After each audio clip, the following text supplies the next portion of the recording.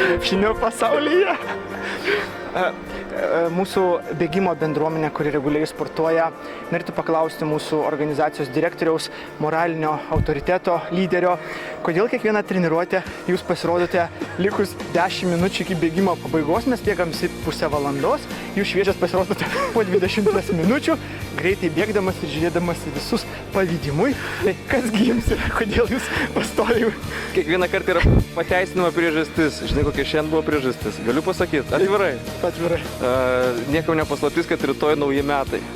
Ir rytoj švenčiam su draugais, nepamiršk, tik tai Visvaldai nepamiršk. Ir rytoj švenčiam su draugais ir darome tokį suneštinį vakarą, kada kiekvienas atneša savo patiekalus ant vieno stalo. Ir kur yra problema, kada daugiau daryti, jeigu ne šiandien. Tai prieš bėgimą ir dariau, tepiau sumuštinius, maišiau mišrainę, dėl to ir vėluoju. Tai kaip suprantu, yra padengtas stalas ir bendruomenė persikėlė prie jūsų suteptų sumuštinių. Ne šiandien, rytoj per naujus metus. Supratau, visus kviečia. Ačiū.